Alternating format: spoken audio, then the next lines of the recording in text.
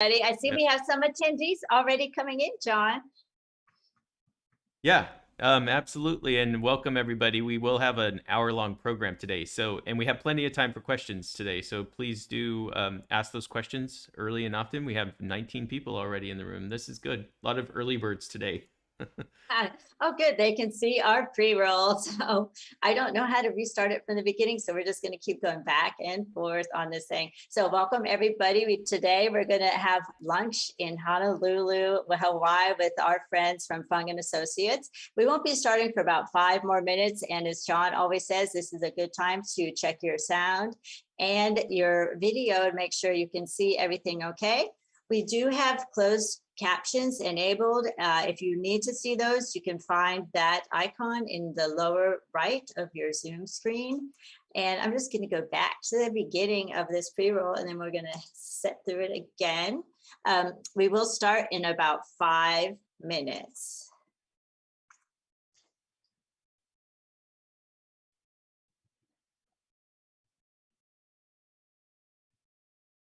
All right, welcome attendees. I see a lot more people are coming in the room. Thank you for joining us. This is a good time if you see that chat window to go ahead and post where you are calling in from. I am actually live in Palm Springs. We're down here for Modernism Week, which starts on Friday officially. Today, though, we're going to be celebrating Modernism in Hawaii with our friends from Fung and Associates, and also Fung Associates, and also looking over the Hawaiian Modernism context that was produced by Fung Associates and Historic Hawaii Foundation. So we're very excited to welcome everybody. If you'd like to post something in the chat, I'll post as soon as I'm finished with the pre-roll. Oh, hey, Lindy, how are you? We'd also like to really encourage everyone, if you're interested, to join our context statement professional training. That's going to be next week. And John started a coupon code that's behind that. Our coupon code is context, and that will get you $10 off of the cost. This is a professional seminar. There are credits available, and it will start, it's a 3-hour professional seminar next week. Oh, I'd also like to encourage everybody, if you're, hey, Ann, oh, hey, there's Andrew from Oakland. I think we were in Hawaii at the same time at one point. Anyway, CPF has a lot of our book clubs. We have a couple more that we're planning right now, and those will be coming up. But in the meantime, you can check our website or our Facebook for the book club recordings. And of course, everything we do is possible because of you. If you'd like to visit our website, there's all kinds of ways you can donate, join, and participate in our programs with California Preservation Foundation.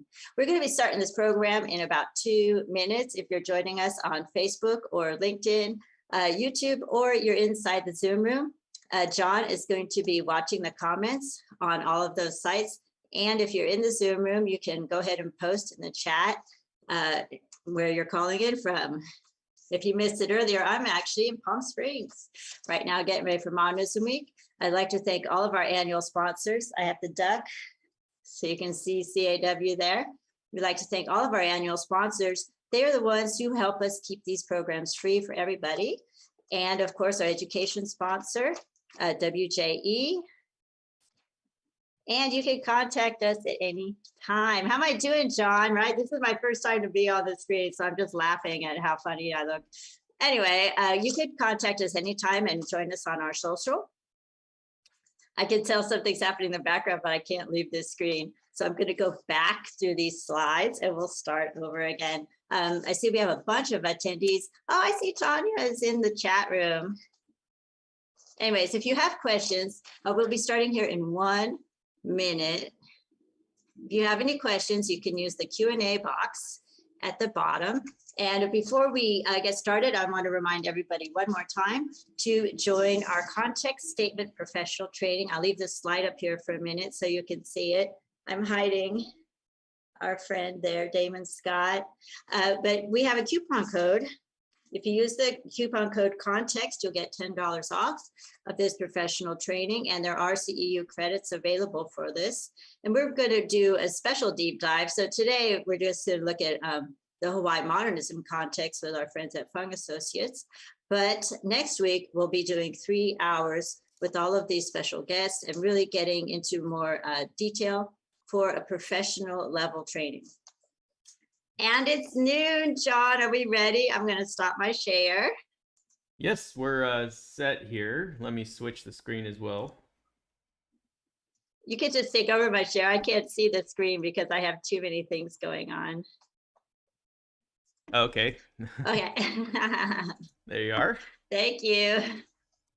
Welcome. I'm Chris Madrid French. I forgot to introduce myself again, John.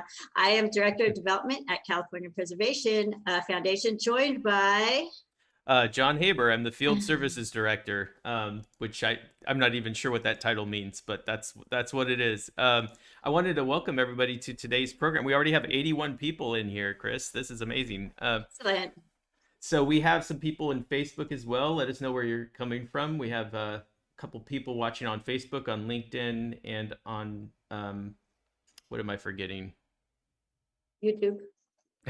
Yeah, Twitch. Just wanted to welcome everybody who's watching today. And we have 3 speakers today looking at a very special topic. And as a reminder, we do have a program next Thursday on context statements. And that will also look at, it'll follow on this today's topic, the Hawaii Modernism context statement, to look at other context statements across the country, including the Detroit Civil Rights context statement, the Riverside Latinx context statement, and a number of others. So we're excited to present that program, and we hope you'll join us. It is a paid professional seminar, and if you use the coupon code CONTEXT, you get $10 off on next week's registration, and you will receive 3.5 continuing education units for AICP, AIA, etc. Feel free to email us if you have any questions about that program. We're happy to register you over the phone if you'd like to give us a call or email us, and we can do that for you. With that being said, where can they register, John? Where can they register at? They can go to californiapreservation.org and click on the link under events for the context statement program. I think the link is actually, if you want to go directly to it, it's /events. You put it in the chat, right? Yeah, I'll put it in the chat. That's easier than me reading it out. Yeah, or just go to californiapreservation.org. And as John usually says, Chris, do you have anything else to say? And I always say, yes, I do. Thank you, John. See, I was ahead of you on that one. I want to welcome everybody for joining us today. As usual, we're just scrambling to get all of these things ready for you. And John puts me on by myself. Well, I'd like to encourage everyone to go, if you feel like visiting our website, feel free to donate, share, and join the California Preservation Foundation. I am actually broadcasting live from Palm Springs, California at Modernism Week, which starts on Friday and runs for 10 days. That's modernismweek.com. And I encourage everybody to visit the website. And I will be speaking on Friday and also on Monday about Alfred Hitchcock's architectural infatuations. And then if you're interested in any of those things, go to modernismweek.com. In the meantime, also visit our website. So today it is my great honor and pleasure to introduce my friends from Hawaii. You can go ahead and turn on your video and your audio. Louis Fung. Hey, Louis. Hi there. I'm so excited to see everybody. And Alyssa and Allison. So Louis, welcome, and thank you so much for sharing all of your contextual information with us today. So take it away, Louis. Thank you so much, and good morning, everyone. Aloha. And I guess we're not as lucky as Chris broadcasting from Palm Springs. We're only broadcasting from Hawaii. And aloha, everyone. I'm Louis Fung, president of Fung Associates, Inc. We are an architectural firm based in Honolulu, full service architectural firm with specialty in historic preservation and with a focus in mid-century modernism. And we have worked with Chris Madrid French in 2010 on the context study of Hawaii modernism, of which we're going to present today. And some of our noted projects that we've done in Hawaii, historic projects, includes various projects at Punch Bowl Memorial, including the 2 new Vietnam pavilions. And this is for the American Battle Monuments Commission. And another project that we did is the renovation of the Doris Duke Shangrila Playhouse. And also we did the renovation of the Valley of the Temple. And I believe it will be on the show today also. And it is my pleasure to introduce to everyone Allison and also Alyssa Carson, Allison Chiu. And they both have been with our firm for many years. They are also associates with our firm. They are former presidents of Docomomo, Hawaii, and also they have deep passion about modernism.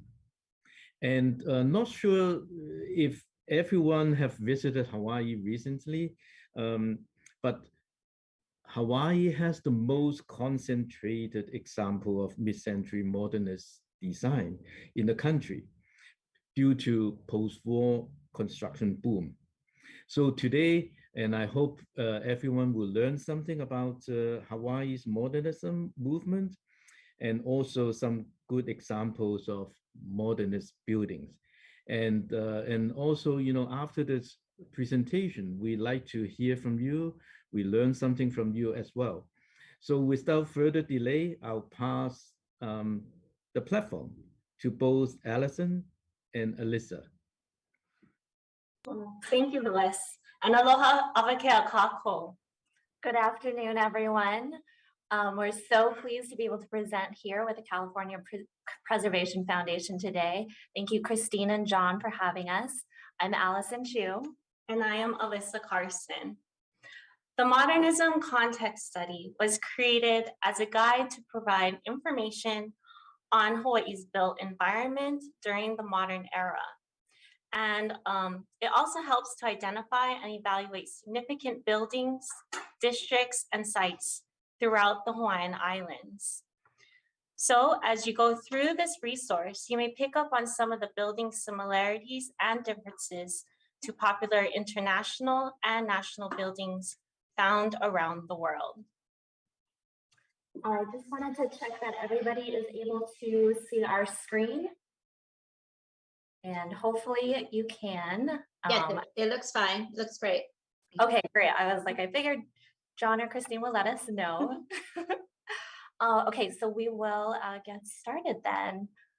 So as a quick exercise, we are going to kick this off by looking at 3 examples, local examples and national or international examples that we feel share a similar architectural vocabulary. And we kind of had fun picking these out together.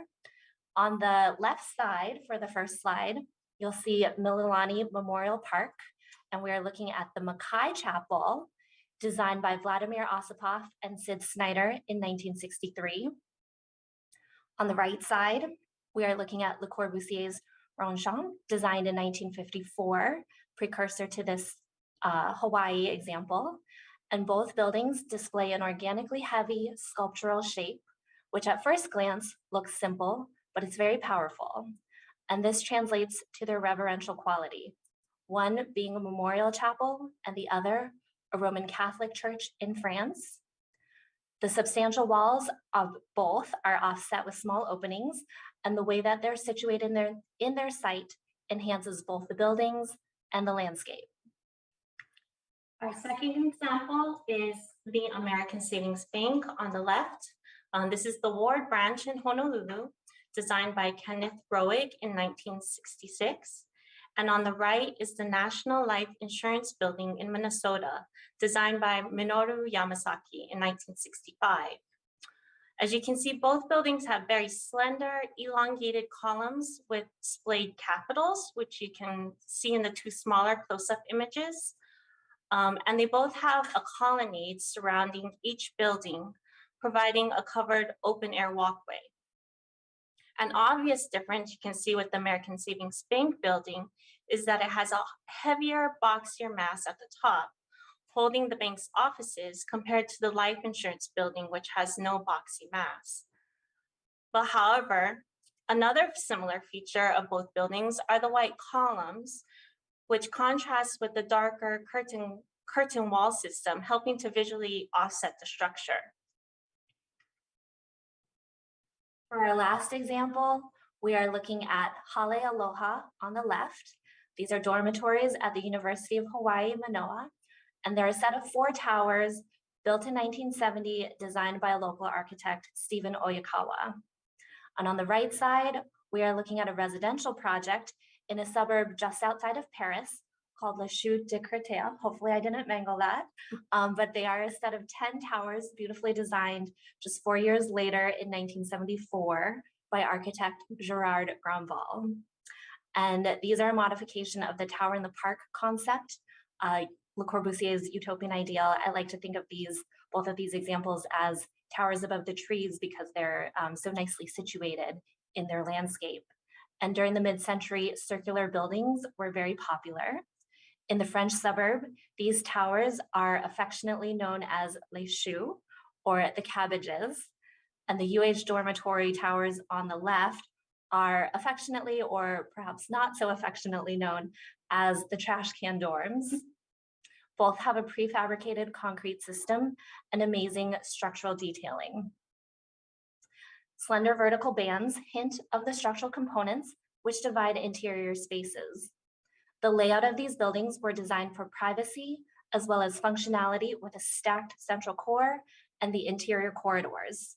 As you can see, both of these are very unique and interesting forms and among our favorites. Yes, and I would definitely agree with you, Allison. Let's see, so as we move forward into our presentation, Hawaii's iconic post-war modern buildings designed by local and influential Asian architects and engineers are the focus for today. We will be providing an overview of how Hawaii's architectural style came to be influenced by its diverse culture. We will take you chronologically through World War II and Hawaii's transition to statehood, showcasing various modern topologies, which are described throughout the Modernism context study document. Some of you may be familiar with this if you attended the Docomomo Symposium with us in Hawaii or the 2019 PRP3 conference in LA. And I'll now turn it over to Alyssa to begin with an overview of Hawaii's history. Thank you, Allison. So we will begin this presentation in 1882. This is about when Hawaii's tourism began. And during this time, Matson started seeing vessels and encouraged people to vacation in Hawaii. With the influence of the missionaries and several visits to England, Hawaii had the only monarchy and royal palace in the entire US. The Iolani Palace was completed in 1882 and was designed with a mixture of Italian Renaissance and Hawaii-influenced elements. The palace incorporated many current trends and technology of its time, including electric lights even before the White House. By the 1850s, lots of Hawaii's land started to convert to plantations, and Hawaii's first major exports were sugar and pineapple. Plantations started to pop up across the islands, and with plantations, laborers were needed. So we imported labor from across the Pacific, which included China, Japan, Korea, the Philippines, and Portugal. It was during this time that our population grew substantially. Laborers needed homes, so the plantation house was developed. These were simple but comfortable post-and-pier single-wall wood homes. These types of homes are still commonly found throughout Hawaii, and many of us still live in them. Plantation owners divided the camps by ethnicities so that the ethnic groups could not communicate with each other, anticipating that they would rise up and unionize. So if you haven't guessed by now, plantations play a major role in why Hawaii's culture is so diverse today. On January 17, 1893, Hawaii's monarchy was overthrown. Approximately 4 years later, Hawaii became a territory of the United States on August 12, 1897. Between plantations and tourism, Hawaii's economy started picking up. Buildings started to pop up and the local wealthy often hired designers from the mainland. Or as most of you would refer to it as the continental United States. Many of these designers designed with the mainland trends and brought their own design styles to Hawaii. A local example is found with Anna Rice Cook. She was a Hawaii-born philanthropist from a prominent missionary family. She was quite the avid art collector and a major patron of the arts.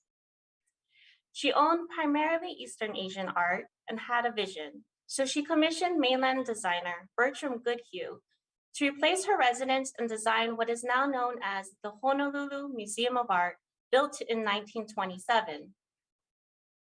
Her vision for the building was to incorporate the Hawaiian environment with a large central court, flanked by Chinese and Spanish-style courtyards, which symbolize the link between Eastern and Western cultures in the Pacific. During this time, she commissioned local architects Charles Dickey and Hartwood to design her a new residence, which is now known as the Spalding House. It was built in 1925. Charles Dickey, a nephew of one of the large plantation corporations, started his search for a regional appropriate style of architecture. He traveled, collected books, and often drew from a wide variety of Western historical sources, while starting to introduce Chinese elements into his residential designs. And as you can see here, the Spalding House incorporates tile roofs and many Asian-inspired details, such as the decorative railings on the lanais, or what we commonly call balconies here in Hawaii. Plantations continued to expand, and by the end of the 1940s, there were 5 large major corporations handling this. They were Castle and Cook, Alexander and Baldwin, C. Brewer, AmFact, and Theo Davies, some of whom still remain big names in Hawaii's economy today, hence why they are known as the Big Five. Plantations were investing in new technology and equipment. Hawaii started canning pineapples and became the pineapple capital of the world. We even had a pineapple water tower for it. And this neat water tower was built in 1928. It was once a prominent landmark here in Honolulu until it was demolished in 1993. It was designed by engineer Simon Thurston Hoyt, who was actually Charles Dickey's brother-in-law.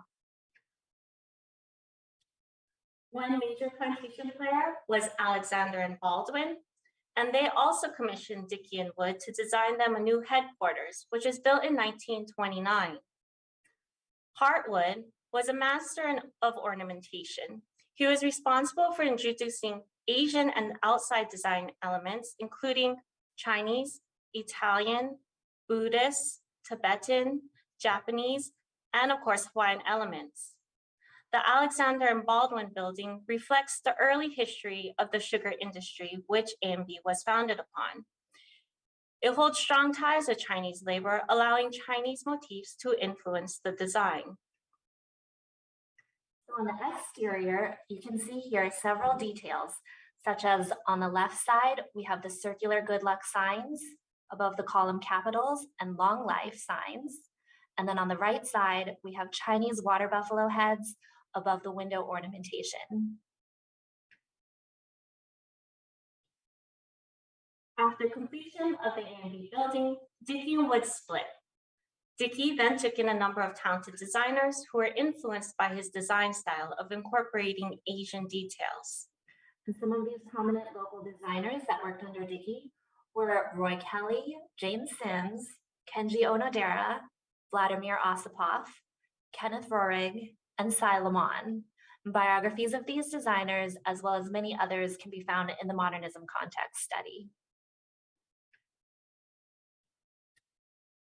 So after Hawaii was attacked on December 7, 1941, the private construction industry came to an abrupt halt, and the building industry shifted to rebuilding defensive bases for the Pacific Fleet.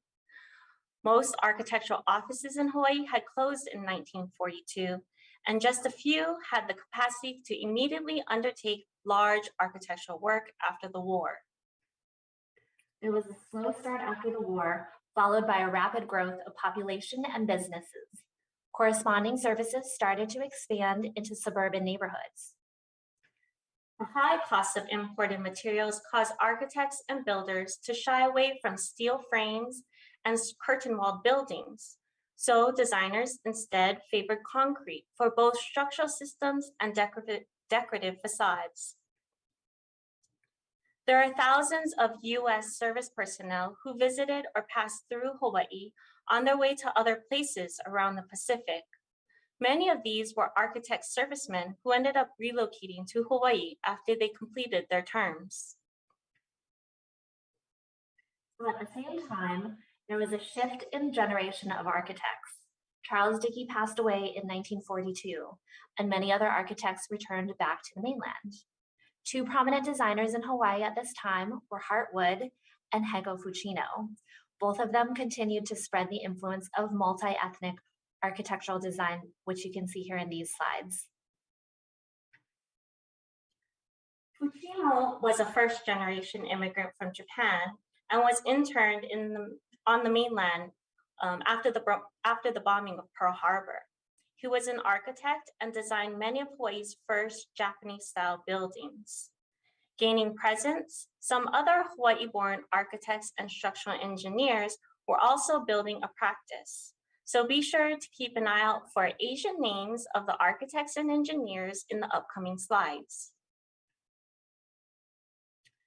After the war, there was also the GI Bill of Rights, which offered financial support and provided the University of Hawaii with a growth in student body.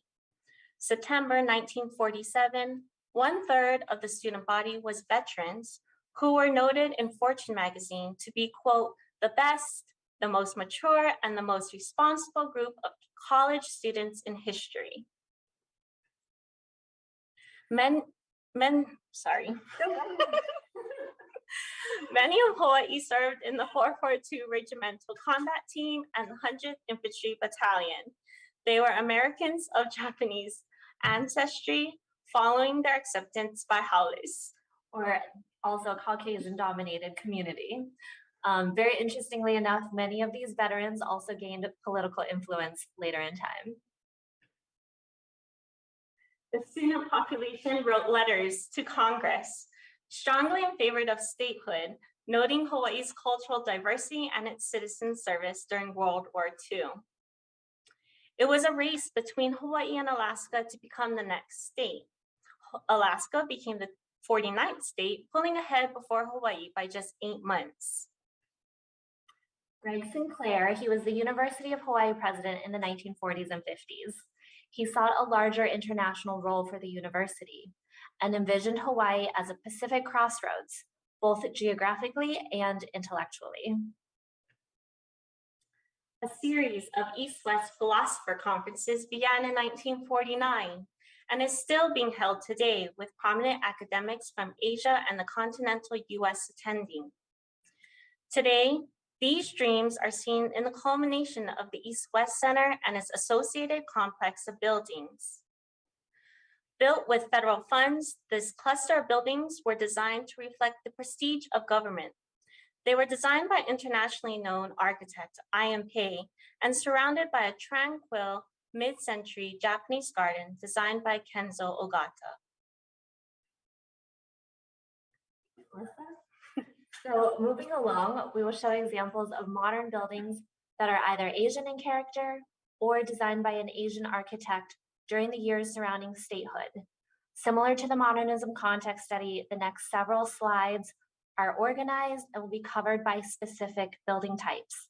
I also just wanted to take a moment. I think I saw in the chat that some of the slides might be off, so I'm not sure if we're having a delay on that, and if so, we apologize, but just to keep in mind that the next several slides are going to be closely correlated with what we are talking about, so hopefully the situation will be able to be rectified via technology.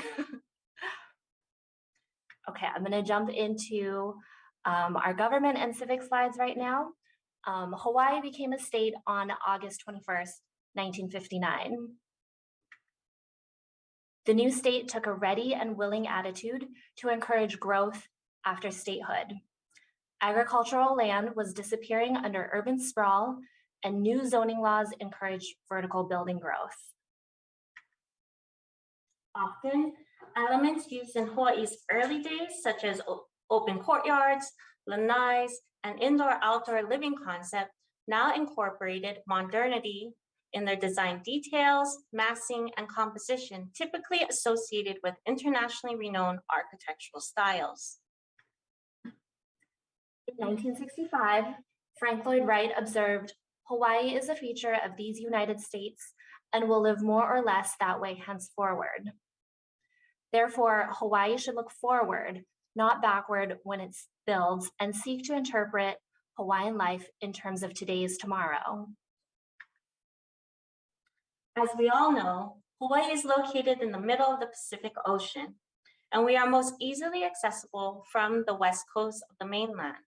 Because of our geographic isolation, importing materials was costly and takes time, which is still an issue we deal with today. Because of this, many designers continue to incorporate local materials such as lava rock, coral, and local woods, and Asian elements reflective of Hawaii's multicultural society were also added. Quickly changing from the last days of the territory to the early days of the new state, the first of this time included many new government and civic buildings. Asian design elements, sometimes overt and sometimes abstract, were used as decorative motifs to create a new multi-ethnic architectural vocabulary using the modern grammar of the time period. Sunscreens, a common shading element in Hawaii's sunny climate, artfully incorporated these Asian motifs and blended them with Hawaiian proverbs. The Board of Water Supply building, built in 1958, displays the motto, "Ue Kalani, Ola Kahunua," which you can see on the fountain. The translation is, "When the sky weeps, the earth lives." Many architects and engineers of Asian descent who practiced in Hawaii were early adopters of the new technology available to them, such as engineered wood and thin shell concrete. Advanced engineering and construction techniques celebrated these wonders, and public buildings were often designed by local Asian architects and engineers commissioned by the newly formed state government. Hawaii, like its mainland counterparts, developed buildings that range from stately and imposing to modest yet exuberant. They expressed ambition using local materials with distinct shapes, such as the one you see here at the Lydgate Park Pavilion and the Lihue Public Library, which shows these sweeping features used to make dramatic architectural statements. After the war, low-rise dwellings were built for local families, using details such as decorative railings with Asian symbols. And I just wanted to point out we're starting the section on residential architecture in case the slides are, in case we're still waiting for some of the slides to catch up. So these residential architecture designs will show you how the population grew substantially during this period of time, and we're just showing you a couple examples around the island. Residents built new houses displaying their Asian heritage. And the decorative circular moon gate entry, seen here and on the previous slide, is a design element found on several custom homes around town and other buildings throughout the islands. So at the same time, government loans issued to World War II veterans allowed them to purchase homes.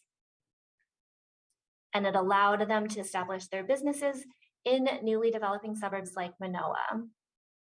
Hawaii was also the first state to allow condominiums. And exhibiting an Asian flair here, the 1956 Diamond Head Diamond Head Ambassador was the first co-op project developed on Oahu with just 79 units. Throughout Hawaii, architects played with simple Japanese wood panels for railings. They designed building facades clad with local materials such as lava rocks. They incorporated a variety of decorative breeze blocks. And they utilized concrete shadow blocks to create simple textural effects highlighted by the sun, seen here on the He'ulu Gardens, built in 1959. The other apartment buildings around town distinguish themselves by adding whimsical ceramic artwork. And playing with light and shadow even further, local and international Asian artists made their mark throughout Hawaii's neighborhoods. You can see the tropical fruit motif showing up here on the Hawaiian Holiday apartments in 1962. Simple expressionist forms also appeared, adding to the architectural vocabulary. And in the 1960s and 70s, the Planning's Commission goal for the building high-rise apartments and condos replaced many of the smaller walk-ups and plantation-style homes, which we spoke about earlier. During World War II, Japanese Americans had been prohibited from gathering in groups. So new gathering spaces after the war included veterans associations, as well as Chinese social clubs, churches, and Japanese temples known as Hongwanji missions. All of these were constructed to support the diverse and multi-ethnic communities here in Hawaii. Many Japanese Americans previously interned during the war returned to their communities and began rebuilding. Hego Fuchino, who we mentioned earlier, is a great example. He returned to Hawaii after being interned in Wisconsin during the war and reopened his architectural practice, partnering with Robert Katsuyoshi at this time. This is a nice example of the Soto Zen mission that they designed together. Yes. Several churches of different denominations were built to accommodate growth with the ever-expanding population during the mid-century. And then organizations and new temples started to pop up across the islands. What's also fascinating is that some of these buildings show an Asian design spirit, but where these forms were previously constructed in wood, these traditional forms were now crafted in concrete, integrated with modern finishes. And Louis had mentioned Valley of the Temples earlier. This is the Byodo Inn Temple, which is part of the overall property. So in general, the number of community gathering spaces continued to expand after statehood, blending a combination of distinct Asian and modern design elements.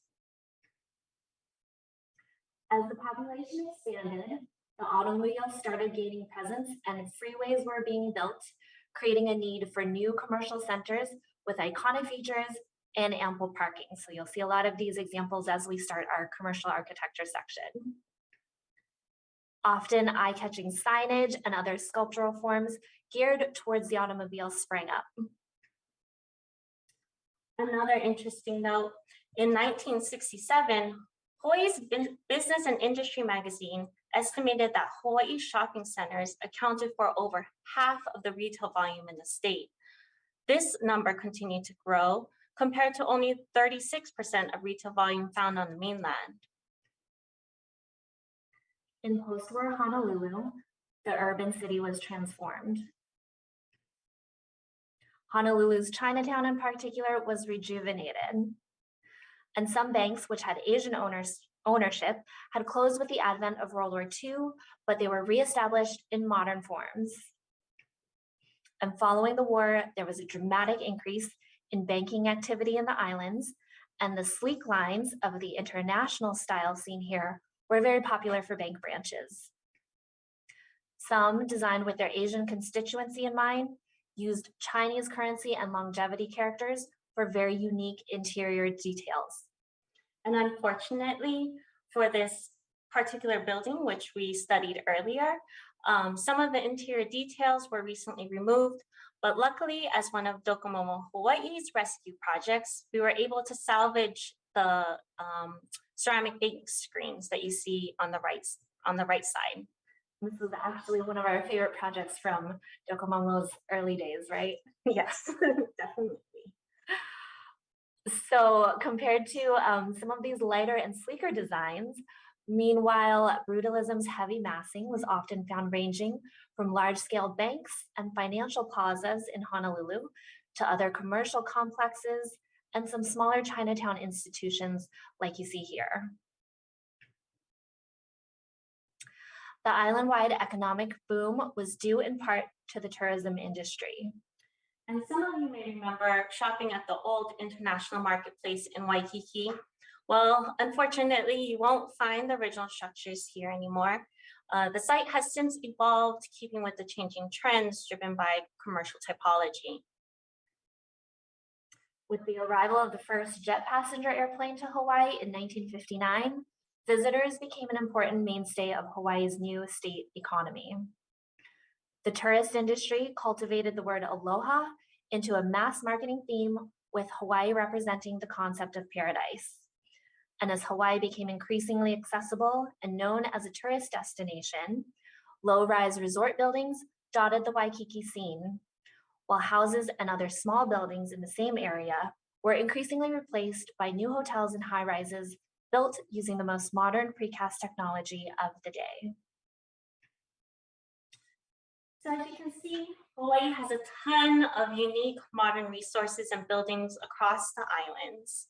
I've been very fortunate to have been grown up here on Oahu and have been brought up around many of these modern buildings and landmarks. Like many places across the nation and around the world, so many of these places are starting to disappear, which is why I feel the modernism context study is such a valuable resource, as it helps us identify the reasons why these structures are so unique and important to us. I actually couldn't agree more. So the modernism context study is actually part of the reason why I personally came to Hawaii. I've always had family connections here, and then I was completing my research for my graduate degree in New York City, and I realized that there was actually a dearth of resources about Hawaii's modernist architecture. And so many of these buildings are truly unique and very beautiful, and the cultural diversity here has shaped modern architecture like no other. So I was lucky to come across the modernism context study, which our office had authored. And we really feel that bringing awareness to these buildings will help even more people appreciate them. So Louis, Alyssa, and myself, and many in our office are also quite involved in Docomomo Hawaii, which aims to protect and educate people about Hawaii's modern resources. And speaking of Docomomo Hawaii, they actually also have a very helpful modernism resource called the Hawaii Modernism Library.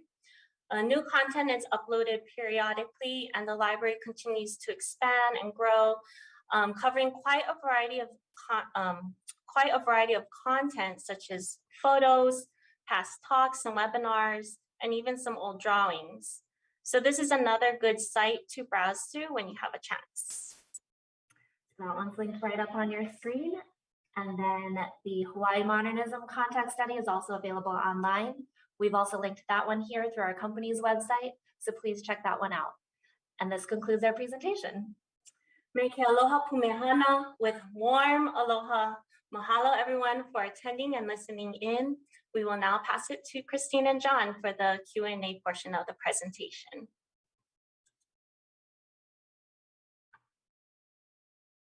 Hello, John, can you hear me? Am I on? Yes, I can hear you loud and clear. I'm not hiding or anything. Thank you so much, Alyssa and Allison. And Louis, if you want to jump back on screen, you can too. And we're going to do a little Q&A. I did see one question, and I know John asked her to put it in the Q&A box, but I have it right here. Marco was wondering, do you still have high-rise public housing in Hawaii? And then also she asked about the Royal Hawaiian Hotel. So we do have a lot of public housing in Hawaii. Some of it's low rise. I think there's a couple. There's actually just a that couple have- down the street from our office that are a little bit more high rise. Yeah, so there is a variety that we have here. I will say that the Modernism context study it's so broad and is such a rich resource that when we've done additional research on something such as public housing or other topics, the Modernism resource has really come in handy for all of these topics to give us a little bit of context, give us a little bit of sense of what other designers were working on at the same time. So it's really valuable. And then I think I missed, there might have been a question about the Royal Hawaiian Hotel. Was there anything in particular that Margo You just put Royal Hawaiian Hotel question mark. Maybe we want to stay there. I don't know. Well, I think probably we did. That would be a great place to stay. There's definitely tons of different historic buildings around town. We didn't include Royal Hawaiian Hotel in this presentation just because it's not part of the modern time period. That falls a little bit outside of that or before that, but definitely a beautiful building. I have a two-parter question here.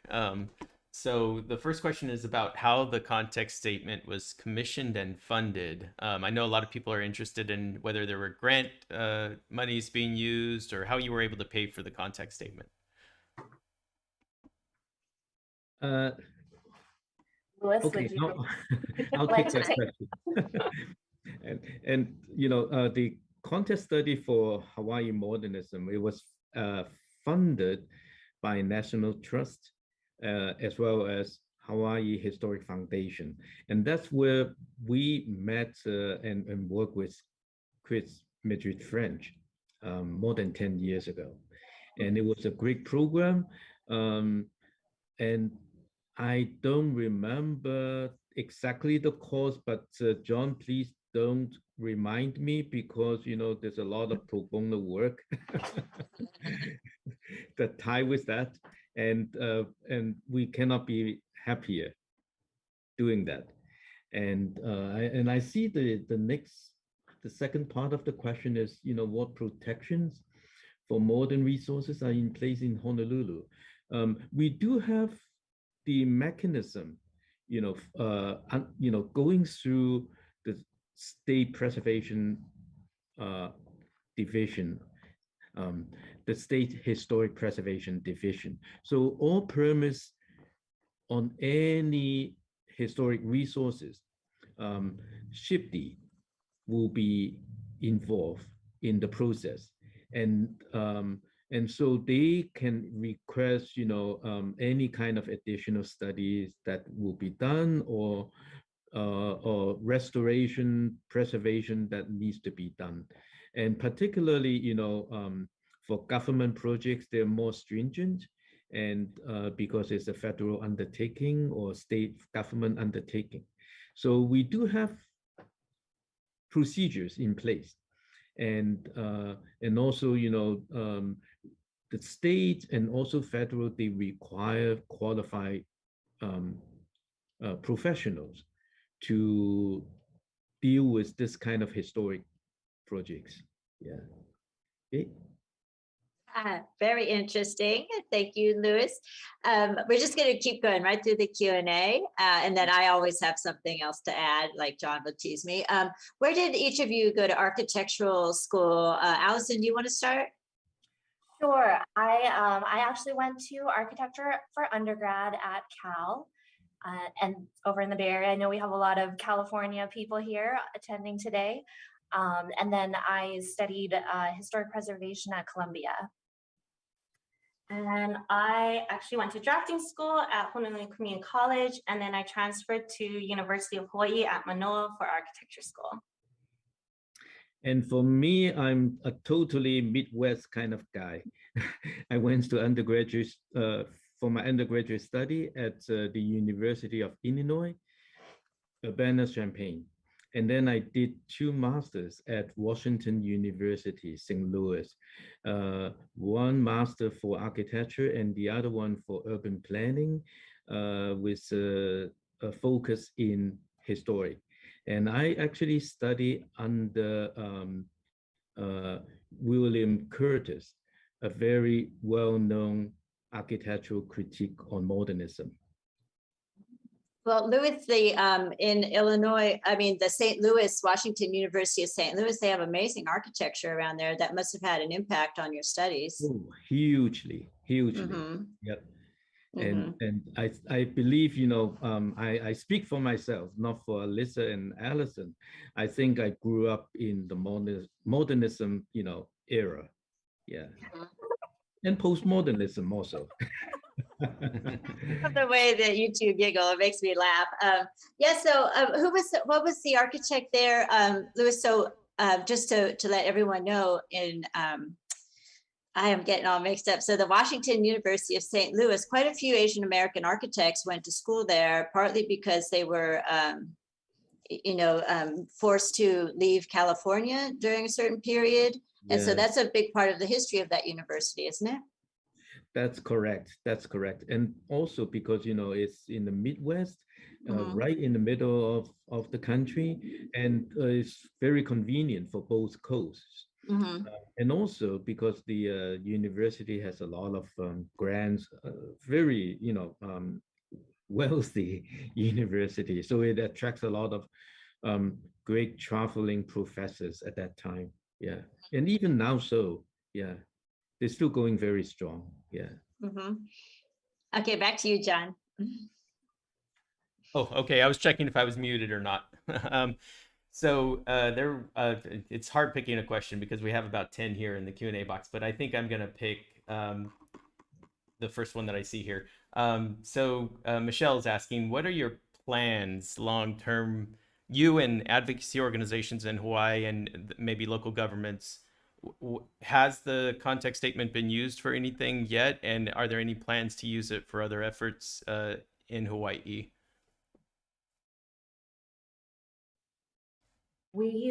Honestly, we use the modernism context study every day. So I think it's really a very useful tool that we've been able to utilize both in our ongoing projects, our consultations. As Louis mentioned, we work a lot with the State Historic Preservation Division. So regardless of the type of building, we use it all the time, and hopefully endeavor to bring more awareness to these buildings and save them or help our clients rehabilitate them. And I think the question also sort of led to, were there any nominations that arose out of the context statement that you can think of, or maybe thinking about doing an MPDF nomination set for Hawaii modernist structures? I believe we're working on a couple of those, and hopefully it helps other people, at least gives you a little bit of a clue as to, where to get started on research, what other resources are out there. So making those connections. Yeah. And I can see kind of, the background of these questions, and definitely, context study is not the end of the road, and it should be used as a document for further actions, such as, nomination and registration of certain significant properties. And I think that's where we're going, taking this context study. Yeah. It's more kind of a guide. Exactly. I think it's important because even though you can identify regional modernist tendencies in Hawaii, even somebody who's in another state can take what you've developed and what you've learned and spread around and apply that to their own situation in their own state. So that's what's really valuable about these context studies. You can draw things from it. So I'm just going to go down. We have somebody ask, is the Doris Duke estate a modernism structure or a modernist structure? Allison? Allison worked at Shangrila before, so. Yeah, tell us about it. Okay, yeah, I can talk about this one. Shangrila, that's a great question, and it's such a unique building and such a unique property. from Doris Duke that, it's hard to really put it into just one category, but it's beautiful. I think Marion Sims Wyeth, who designed Shangrila and Doris Duke's estate, is a wonderful architect from Florida who, certainly had a lot of influence in his own right for different architecture throughout Hawaii and the US.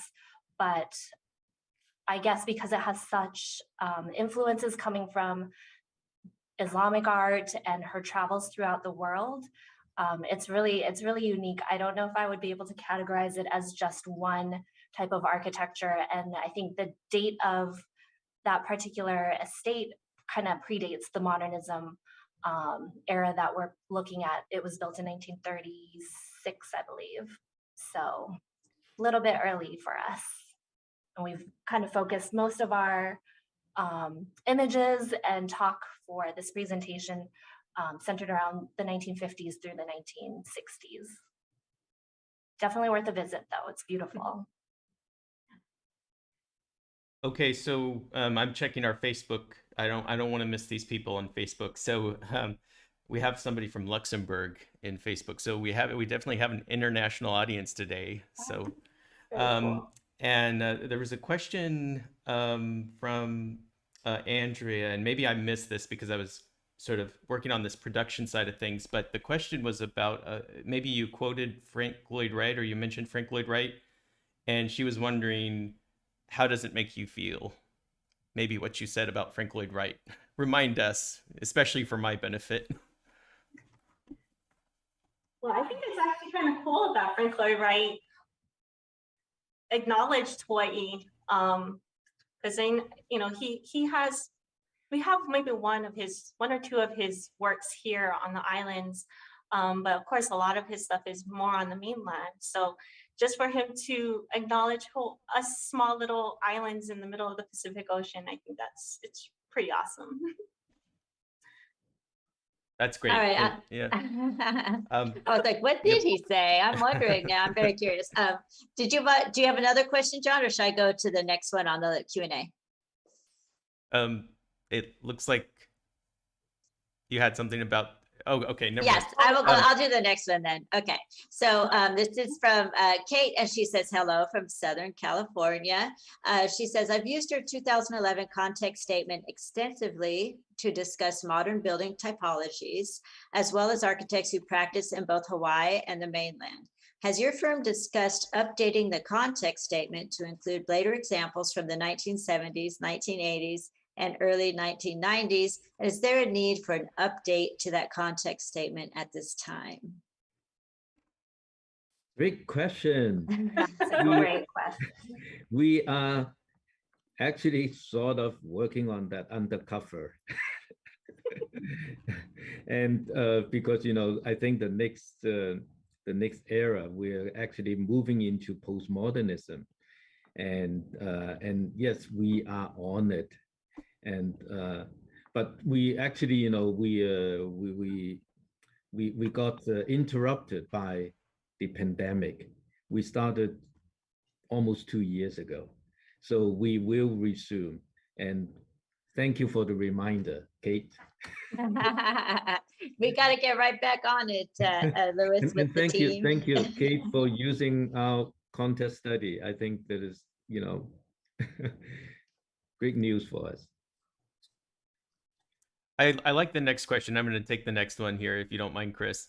So this is from Lee. He's asking about how development pressure has impacted Hawaii's preservation efforts, and also whether there are any new local restrictions with housing, which reduces preservation goals or effectiveness. I think that is a constant struggle for us designer, especially for us, historic preservationists, because it's a constant struggle with new developments and where they can tear down, historic structures or even significant structures by doing HABs, HARES report, that sort of thing. However, I think the process is very important. The process of, even if they have the rights to do that, to tear down historic structures, but the process of having them to document the existing and, filing it with Library of Congress and local authorities, I think that's important. I cannot say that we can win all the battles, but I think design and preservation is a process, and we have to respect that also. Yeah. Thank you, Louis. I have a question from my friend Andrew Danish. He says, I've always been amazed by the amount of ceramics incorporated into Honolulu's architecture, including signage, facades, sculptural artwork. And Louis is laughing. I think I saw you in Hawaii last time, Andrew. Anyway, any idea where that came from and who those artisans were of the ceramics incorporated into the architecture in Honolulu? Oh, that is a great question for Alyssa and Allison. We are familiar with Yes. one or Yeah. two of them. I would think a lot of it comes from ceramicist, what's his name? Isami Enomoto. He's done quite a lot of the signage found throughout all of the mid-century buildings. Another artist is Thinking of Claude Moran or the other Ceramics Hawaii. There's I'm trying to blink right now, but there are a handful that have done quite a bit around the islands. And you will see some of their work. It's these very whimsical sort of little tiles. I think we showcased one of them, which is the Sea Breeze Apartments in Waikiki, but you'll see them on some of the public comfort stations, apartment buildings, high rises, and some small scale buildings as well. So it's a really nice little touch that we have here, and it's very unique. Yeah, it's kind of nice to have that, architect and artist blended together into one building. It's kind of cool. You don't see too much of that anymore here. I think one of the nice things about the modernist period too is, especially when we have those examples of architecture and art being blended together. Oh, I know who you're thinking of, Jean Charlot. Yes, that's the one. Thank you. So, when you have those examples and it's really, it's very integrated into the whole design, it's really beautiful. I'm having a hard time choosing the next question, but I'm going to go with one of my favorite building typologies, which is the Quonset hut. And I think the history of the Quonset hut is not too many people go over it. So Nancy is asking if you could address Quonset huts briefly.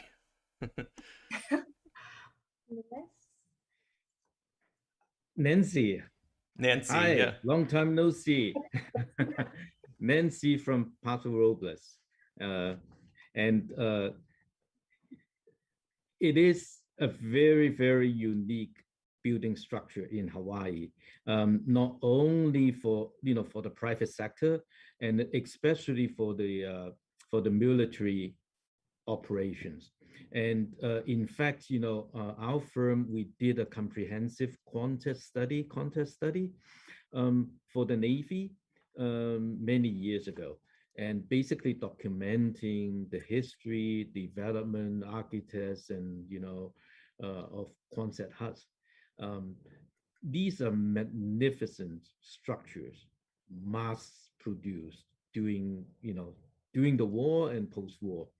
And then, after the war, a lot of Quonset huts are actually being built on private for private projects, and of which we're doing quite a number of these as a contest study, and because a developer planned to tear them down for a new building. So we're going through the process of doing HAPS report, that sort of thing.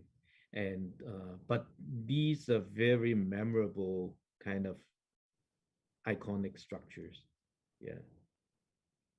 Great. Yeah. What are you gonna say, John? Oh, well, Nancy just mentioned in the chat box she's interested in if there's any progress on preservation or reuse, but you sort of went over that, right, Louis? Yep. Yep. Yeah. Well, we're running out of time, so I'm going to give you a couple of real quick ones. First, are there any of the modernist buildings at the architecture school at Manoa included in the context study? Do we know? We have the East-West Center that we showed earlier. Let's see. Actually, there's quite a bit of buildings on the University of Hawaii Manoa campus that fall into the modernism era and within the context. So that East-West building, isn't that where we were, Louis? We were at that East-West building. Isn't that Exactly. IMP? See, That was IMP. That's I still got it. I remember, even though it's 10 years ago. that's where we did the symposium. Right. Well, that is a great lead in for the next question. We're all wondering, is there going to be a Modernism Week in Hawaii at some point? So people can come and just see all your modernism. Wouldn't that be wonderful? Well, Docomomo just had their symposium in 2019. I don't know, maybe there'll be another one. That was almost a week's worth of fun activities. But yeah, Good. I think we, be happy for people to come and visit our modernism anytime. Yep. I'm getting right on the plane after this place. Okay, so I have another quick question. Are there any, can you just name us as we close up, a couple of architects that really represent Hawaii modernism that people can just go ahead and Google and look up separately? Give me 2 or 3 names real quick. Vladimir Osipov, of course. I think he's one of the most well-known and recognized architects. Heiko Fucino, who we mentioned several times throughout the presentation. Oh my gosh, there's so many. I think our brains are like. Well, you did great. Well, everybody should download that Modernism Context. And John had put the link in the chat earlier. I think he can go ahead and post that again. We got to wrap up, but I wanted to thank all of you sincerely for your time today. That was a wonderful presentation, and everybody was so excited in the chat. And it looks like a lot of friends of yours were in the chat and the Q&A today. So thank you very much. I really appreciate it. And we will definitely keep us in touch, and we'll put out any more information that you have to all of our friends across the world, because we had someone from Melbourne and, like John was saying, Luxembourg even. So I'd like to thank everyone for joining us, and keep track of us at californiapreservation.org. We encourage you to join and donate.